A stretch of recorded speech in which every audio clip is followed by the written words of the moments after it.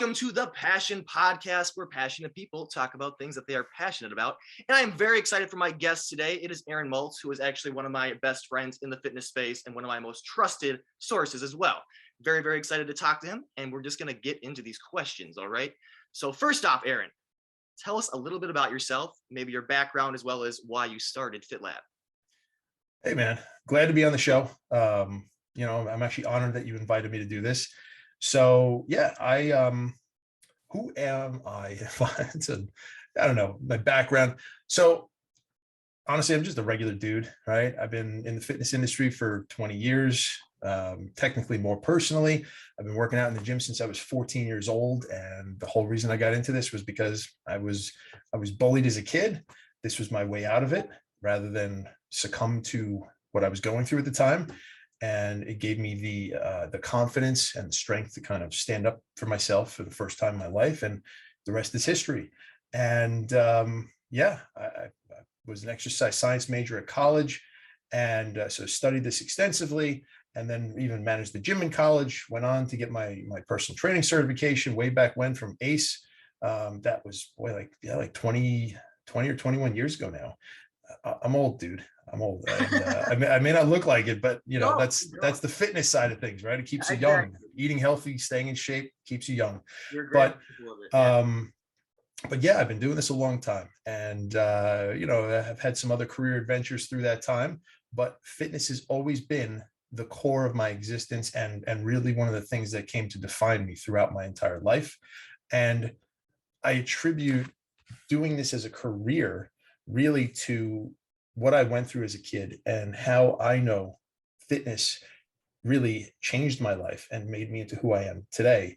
So big part of my purpose is really just giving back and being a positive voice and checking my ego at the door. I know there's a hell of a lot of big egos in this industry, right? We all know that because we see it on a daily basis on YouTube and whatever. I am not about the ego. I am just about being honest, helpful, and telling it how it is. And that's it, man. That's my whole purpose, right? That's why I started FitLabb, not only the YouTube channel, Instagram, and all the other things, but also why I started the FitLabb.com online fitness business. So, I also realized that was the future of the fitness industry. Everything was going online. Well, starting to, and I had this idea way before, I won't even say the disease that we can't speak about, or your whole thing will get blown up, right? But way before that whole thing started 2 years ago, and about a year and a half before that, I had the idea, and I had people saying, "Oh, this is stupid. I don't understand it." They didn't get the idea, right? The whole thing of online fitness coaching and whatever, nutrition coaching, even though it was moving in that direction, people just didn't get it. And some people just thought I was nuts. And when I declared that I was going to make videos after never making a single video in my life, having other than really god awful ones that like people wanted to throw up after watching, like from vacations like 10 years ago. All right. They're like, "You're going to make videos. You're going to be the guy that's going to make videos." Like, what are you thinking? And so I just said, "I don't know, man. I'm going to do it. I'm going to figure out how, and I'm going to learn, and I'm going to teach myself, and I'm going to get really damn good at it." And that's everyone looked at me like I was nuts. And not everyone, but good amount of people, they just didn't get it. They didn't buy into this whole thing. So lo and behold, a year and a half of like really research and developing this whole thing and the whole platform, the app, and investing in some filming equipment and on a decent basic level, I started to make videos. And the first one I'm a little embarrassed about still, but at the time I was proud of it. But like, I just kept evolving it over time. And I just really tried to hone in on improving big time with every single video. And I realized the only way to be successful with this and grow was to come out of the gates with a certain level of quality and to keep improving dramatically with each video I made. So, and also to make a platform to actually have clients work with me on that was super high quality, because I saw what was out there. I researched heavily. I even hired people to work with me, as a research type of a thing. Right. And the quality of the services that people were offering at the time was like abhorrently bad. Like it was terrible. It was embarrassing. They'd be, advertising, custom training programs. And it was like a template. It was a template, these big, people with huge followings. They obviously weren't going to be working with you. Right? They have like what 500,000 followers or subscribers. Oh yeah, well, I'll work with you. No, they weren't. They had teams of people doing it. If they even had any programming, they did it all. Right. It was really bad. So I'm like, all right, I could do this so much better. And that's it. That's where we are today. Yeah, I really love your story because I feel like I can relate to it quite a bit. It's kind of that classic story of like, you were bullied, you didn't feel like you had a lot of confidence in yourself, but you through fitness developed confidence in yourself. But it might not have started as like this fitness passion, but it would evolve into that eventually because again, you took it upon yourself to take your health and fitness into your own hands, and through that you realized like what the benefits of health and fitness were. And then when you saw that how it benefited you, you were like, hey, I want to use this and help other people as well and help them find their own passion for fitness as well. Absolutely, man. Yeah. And it's funny.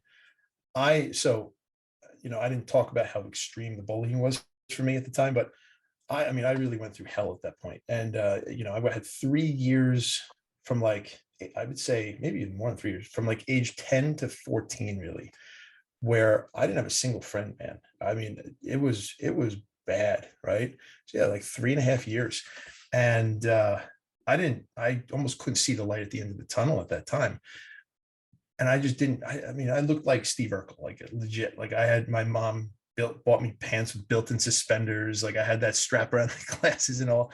It was bad news, man. It was really bad. I think I may have had a photo of it in my most recent video, the one about like why you're not going to reach your goals or something, or achieve your goals. Anyway, it was bad, dude. And I got beat up like at least weekly. I was just, kids would be so horrible to me. It was awful. I wouldn't wish it on my worst enemy. But the irony, so Natural Hypertrophy just made a video, what was it, a day or two ago, talking about why bullying is not a bad thing or why it's actually okay. And yeah, while I do think bullying is a bad thing, right? Because look, there was a kid in my school, and this was what woke me up. He killed himself because of it. That it pushed him so far he couldn't see the light at the end of the tunnel at all. And that was that was really the impetus that pushed me to say, I'm going to change my life. That's it. Like, I'm not putting up with this stuff anymore. And I'm going to make a better future for myself, because I can't let that be me. I can't let these jerks beat me, right? They're not going to win. So on the flip side, though, I hear what he said, that because he apparently, I heard his story, he went through bullying as well. And it pushed him to change at 14 years old also. Very mirror image type story. And so for me, had they not, in some weird twisted way, if they hadn't done that to me and treated me that way, I would not have become who I am today, much like what he said about himself. I would not be on this path of bettering myself in every way I could, and also then helping other people who are trying to improve their lives in whatever way, with fitness or whatever. So in some weird twisted way, I do have to thank those guys, because, and I know where a lot of them are today, right? And most of them are not doing as well as they probably wanted, but I'm very happy with where I am today. I'm very happy with where life has led me, and I think that has a lot to do with going through that hardship that didn't kill me. It made me stronger, literally. Yeah, it's a weird thing, because again, it could have gone worse than it did, but clearly it went really well. So it's kind of like there is a benefit to having these hardships, but it kind of depends on how you're going to take it in the end. And thankfully you took it, you made the best of a bad situation. And it seems like now you are trying to do that as well with the fitness industry. So I'm thinking, like, what are your thoughts and your hopes for the fitness industry, and what do you personally want to bring to the table? Good question. Let's be honest, dude. I think the fitness industry is a big hot mess. Okay, I agree. It is. I agree. It's like a bubbling cauldron filled with ego, with like way too much ego, way too many attitudes, and even bullying and like nonsense and bad information and good information, right? We have a big mix of everything. Unfortunately, I think there's way too much misinformation and snake oil salesmen out there, and people who are just clout chasing, or people who are looking to build a name for themselves based on putting out the fancy looking, exercises, coming up with new stuff that looks cool on camera. Oh yeah, look, I came up with the 37th bicep exercise for today, and you're like, you're looking at it, you're like, what are you doing? Like, first of all, it's working more the anterior delta. Like, what in the world are you doing? So, but you know what? Unfortunately, those things get clicks and views more than if you say, do XYZ core like exercises for building your biceps or for your chest or whatever. That's not sexy. That's not what, gets the clicks and views. It's the do this cool new trick exercise that where you're lifting the thing up through your legs and like doing a flip afterwards. And I mean, I'm being a little ridiculous with it, but like that's what gets the clicks and views. And it's annoying to see because then, who are they preying on? They're preying on the beginners. They're preying on the people who don't know any better, the teenagers who have big egos, who think they know everything before they even know anything. No offense to you if you're a teenager watching this, okay? I don't mean to insult anybody, but like, look, we were all teenagers at one point, and I know because I went through that myself. We all have that phase that we go through, and we're all impressionable, and we all like to know, act like we know more than we do. It's human nature, but those are the people that get hurt the most by that nonsense. Okay. Like, you look at that guy, Liver King, or I could name a few dozen, dozens of other people like that. It's all nonsense. It's all BS. Yeah. So how do I feel about the fitness industry? Again, it's a mess, man, but hopefully over time, we're going to be cleaning it up. And what do I bring to it? I like to think I bring honesty. I like to think I bring actual facts that are based on science and experience. And integrity as well. And I like to think that I also bring a good amount of knowledge and some entertainment to it. But whether someone works with me or not on the FitLabb platform, that's not important, right? The important thing is that the content I put out is benefiting people. It's helping them. They're enjoying it. It's a positive thing. The comments that I leave, the intent is always to be helpful and positive and productive as well, right? And sometimes to hold someone accountable and speak the truth. But and if I work with clients, I just want to help them, man. I just want to do the right thing, and I want to really see someone improve their lives, become happier and healthier and stronger and whatever. And that's really it. Right. And yeah, it's interesting because fitness promotion can be a way to feed one's ego. And I feel like a lot of us will kind of give into that from time to time. But something I've observed about you ever since we first connected that is not in any way your motive at all. Like, you have so much integrity. You're a really honest dude. So I'm very, very grateful that you're in this industry and that we managed to connect, because this is brother. Yeah, absolutely. And that's why it makes me laugh when someone attacks me in the comment, like, yeah, integrity. Yeah, right. I'm like, what are you talking? First of all, this is like a random troll. Like, what do you, exactly, you don't even know anything about me? It just cracks me up. I'm like, and I get it, because there's so many people who completely lack integrity in this industry. I get it. You gotta be skeptical. But you gotta be skeptical. So it makes sense to be skeptical, but it just cracks me up every time I hear that. Yeah, and me as well, man. Me as well. But then, with all that in mind, what is your, to elaborate further, what's your personal approach to fitness and nutrition? And if you felt so inclined, I know it's a little controversial, but maybe touch on the bulk cut, main gain sort of. Sure. Debacle. Yeah. Yeah. So I think we'll start with that. So, and I'm probably going to make a little short video about this myself anyway, maybe going into a little more detail, but all right, Maingaining. Here's my take on it. Okay. Plain and simple. And I know the whole thing it's based on semantics and differences in opinions and definitions and whatever, right? So my personal and kind of professional definition of it, in my experience, is Maingaining I equate to lean bulking. That's basically what it is to me. Right. Therefore, what is lean bulking and what is Maingaining? It's being in a very slight keyword, caloric surplus.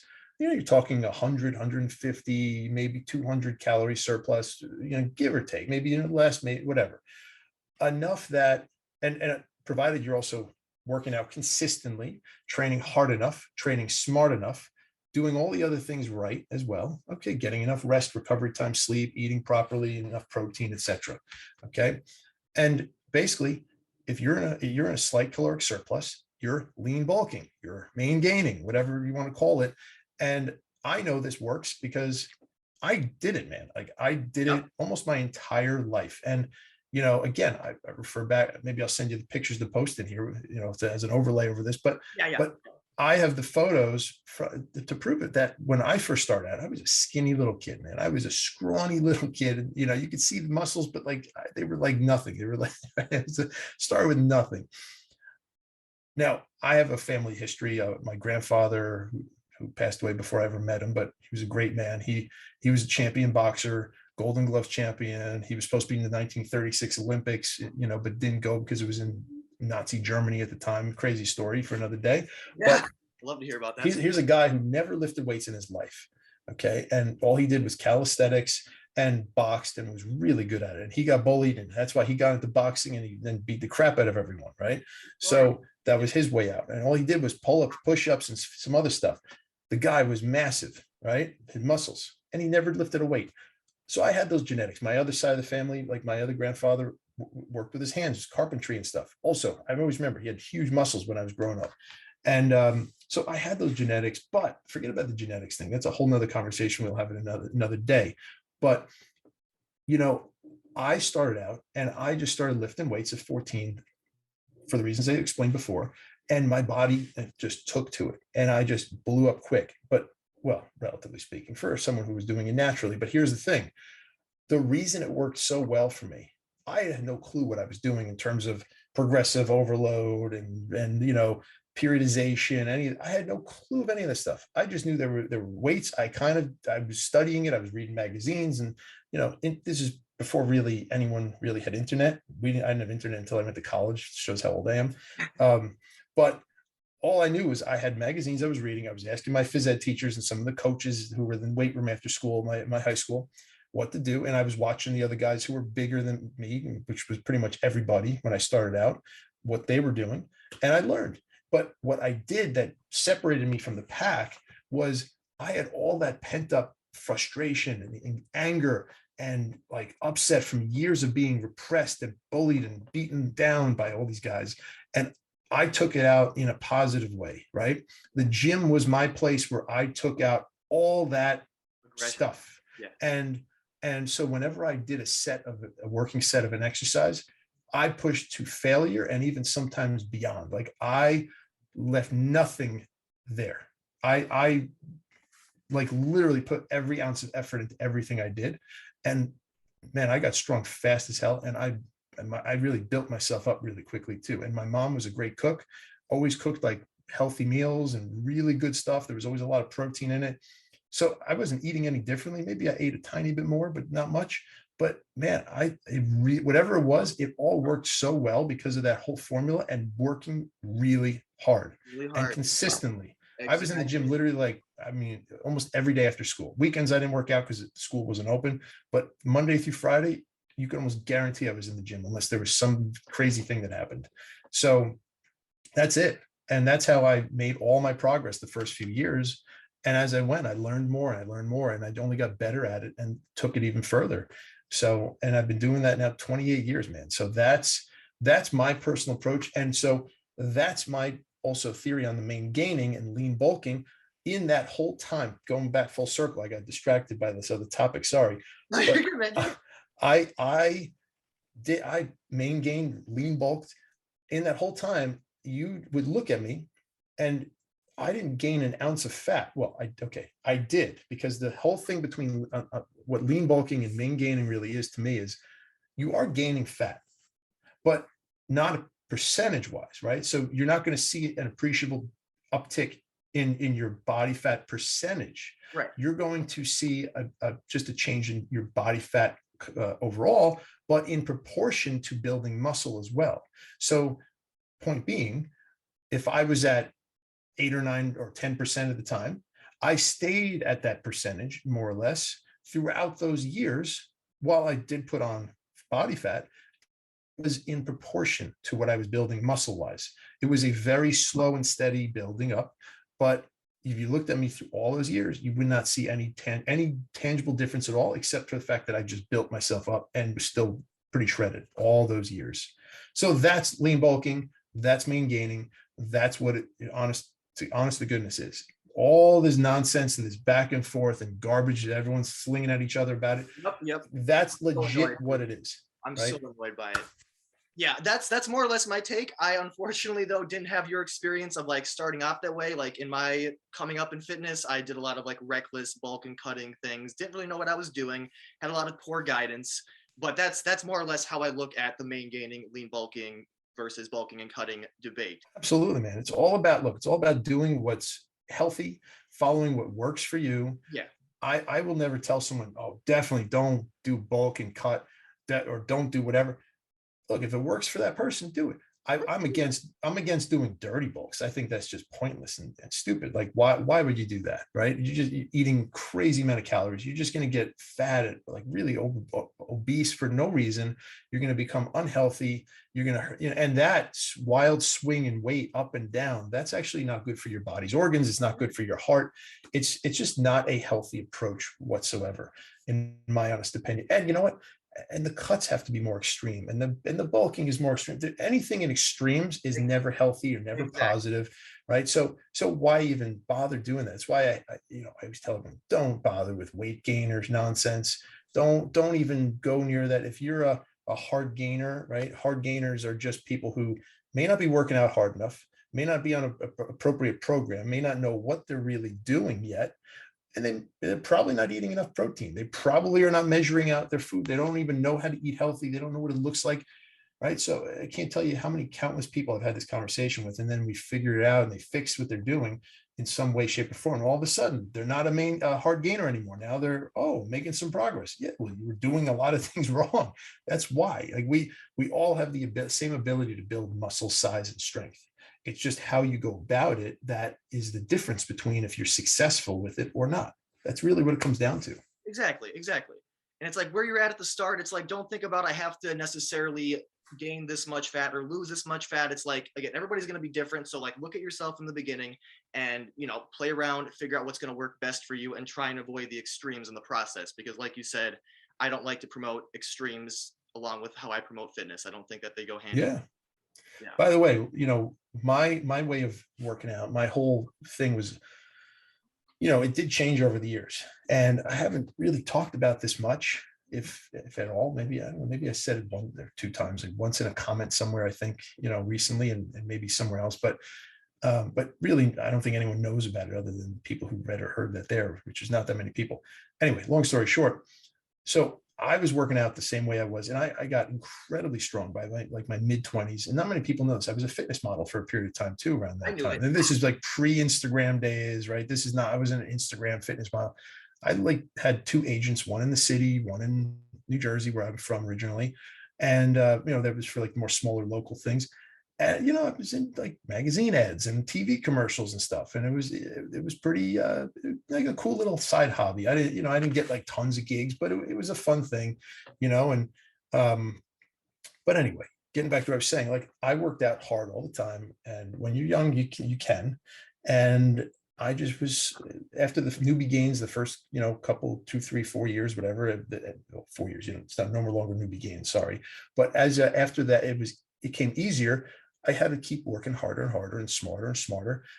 But by my mid-20s, I was insanely strong. I mean, I think the most I squatted at that time was like, over maybe 550-ish pounds. Are you serious? I was crazy strong. My bench was like 315 as my max. I curled a crazy amount of weight. Like in college, almost nobody could match me in a lot of my strength numbers. Curls, like bicep curls. I mean, not something that people usually talk about or brag about. It's silly, but I curled for like reps of like 6 reps. Maybe I was able to, without like, hoisting this thing up and leveraging, I was able to do like 165 pounds on a bar. Are you serious? I was crazy strong. I was insanely strong. So I put in all this work, and I got to that point like early to mid-20s. And then I backed off a bit on it because I realized some of that was ego. Like I just wanted to, I was always in competition in my mind with everybody and myself as well. And my mindset is always be better than you were yesterday. And if I step into a gym, I like to be the best in the gym. That was how my mentality was back then. Yeah.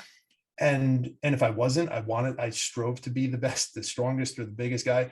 And again, 100% natural my whole life. So like that was a challenge in itself, but I don't think it was as popular back then. Like I wasn't even aware of how many people were actually using, drugs at the time. It wasn't a common thing in the gyms I worked out at. Let's put it that way. Right. So, the place I worked out at the most was either in college or, in my college gym or the JCC, the Jewish Community Center in my town, which it wasn't exactly steroid haven there, but they had a great gym and it was cheap and that's it. So it was a great place to work out.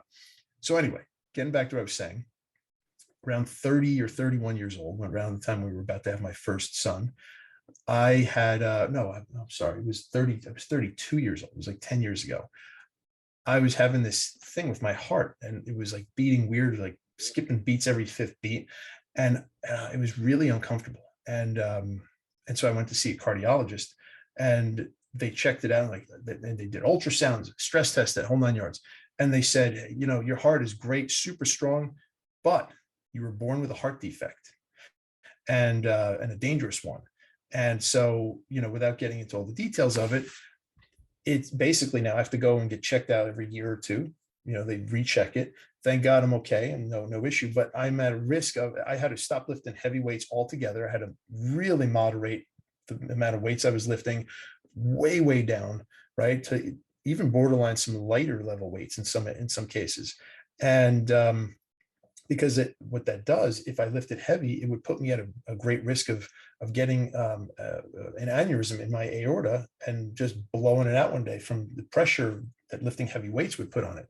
So, and when that happens, you die, man. That's it. You're done. Like if you ever hear of athletes who die on the field in the middle of an intense practice or something, very often it's from that happening. And less than 1% of the population has this. So that was my version of winning the lottery, unfortunately. So anyway, that was a game changer for me. And that was a really hard thing to come to terms with at the time, because lifting weights and doing this was, it really came to define who I am in many ways. It was a hobby, it was a career, and everything. It was a big part of my life. So knowing that I had to moderate this now and change that completely was a big deal for me. But I figured it out. And, I lowered the weights I was using and increase the volume, not to like Ryan Humiston levels, okay, but I will not do that. That's nonsense. But to regular higher volume levels that make sense, but while still pushing myself to within a couple reps of my failure rep at least. And I was shocked I lost strength over the years because of that. Makes sense, right? But I also got bigger. I actually grew my muscles even bigger through changing up the formula of my training. So it's just interesting. So I've changed my thoughts and my ways, quite a bit about how training different ways, there's different methodologies that work in different ways. And you have to adapt sometimes. And having gone through that experience opened my eyes to all these different methodologies that actually also work for all different populations. And, so I remain open-minded unless I know something is actually BS, and then I'll call it out like I just did before.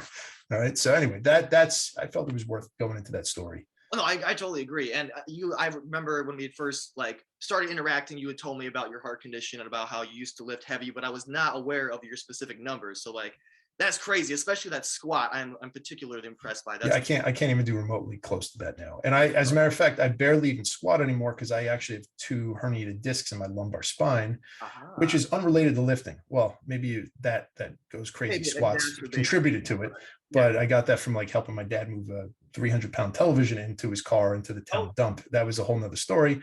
That was when I heard something pop, felt something pop, and that was when it really all began. But also almost 10 years ago. But ever since that happened, I've had to stop doing certain exercises that totally knocked me on my my butt, and I'm out of commission for a week if I do it. So I'm much more careful as well because of that. So yes, I'm not as strong, but again, I have no ego about this. So that's why I'm able to deal with it. That's what I was going to say, is it's really cool that it really shows your fitness passion in that, because I can't imagine being given that news, the news that you were given about your heart, but you devastating, and you just changed the formula a bit, and you did extremely well with that. And now again, you have more tools in the toolkit, more things to Yeah. go onto your clients and what have you, Well, by the way, the doctor preferred that I didn't even lift weights anymore at all. And I'm like, I just looked him in the eye and said, that's not an option here. I'm not gonna just let myself waste away and turn into a slob. I'm sorry, that is not gonna happen here. I will never be dad bod guy. Like I need to work out for my happiness, my sanity, my fitness, my health, all the above. I want to live till I'm 100 and still be able to throw a ball around with my grandkids and great grandkids in the backyard. Exactly. Yeah. There's only one way that's going to happen, right? It's two ways: staying natural, right? Avoiding drugs of any kind, and consistently exercising and eating healthy. That's it. That's the only way it's going to happen. Exactly, man. Exactly. And I'm super happy that you're in this industry and you're delivering your own personal fitness message like that.